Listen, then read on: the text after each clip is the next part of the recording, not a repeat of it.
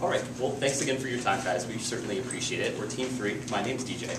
And before we get started, just want to perhaps kind of explain our approach. We're not going to talk a ton about the individual platforms. We think that that will come later. But we really spend our time is coming up with a content platform so that no matter how many years down the line you go, there's things to talk about. And that's really what we thought would be the best approach for a social media marketing idea. So we looked at Pavement, we looked at what came before Espresso Royale, and we looked at their customers as well as the location. And it's right there, that great intersection where you have Berkeley, you have the New England Conservatory.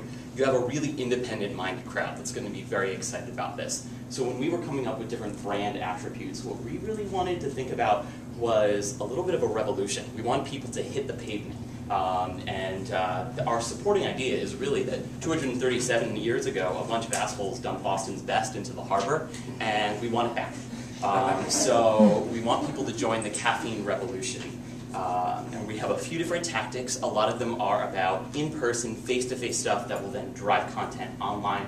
We think, especially since this is a local brand, we can take advantage of being in close proximity with a lot of your customers. We venture a guess that most of them are going to live very close to that intersection, or at least within the T system. So it's not unheard of to try and get these people together. And we also think that by getting them excited around certain events, and by getting together face-to-face will make our jobs easier, because they will create a lot of the content for us.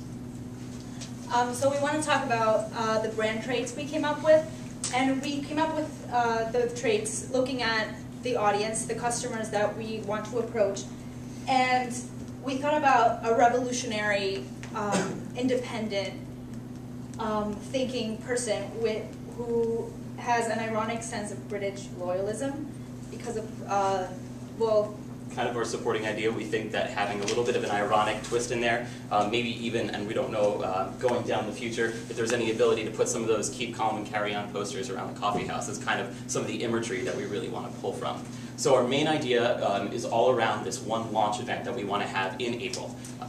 So we realized that social media, while platforms are always changing, what's going to matter in the long run is that you have something to talk about. Content is king, everyone knows it, everyone loves it. So what we really want to do is create sort of an event that will provide something to talk about in these spaces. So because the customer is sort of independent-minded, and people who love their coffee will sort of do crazy things to get it. And so what we want to do is kind of create an event, the first one will be in April, where we'll promote it entirely online through Twitter or something like Eventbrite, and sort of have like a guerrilla cafe somewhere in the city where people can go taste Pavement's coffee for the first time, and then maybe the next day will be one of your in-shop sort of tastings where the normal like non-guerrilla customer can also taste that coffee, and the people who attend these events can return maybe with a coupon or to get a free coffee. And I think this would be an interesting idea to sort of continue month to month so that this very, very loyal group of customers can continue coming back to these events and have something to talk about online. So the main theme around it is a reverse Boston Tea Party. And what we'd really like to do is get people at their, it's going to be solely online, and if you're online, you're going to know where it is. If you're not going to know where it is, although we would like to make it a Foursquare place so that people can check in.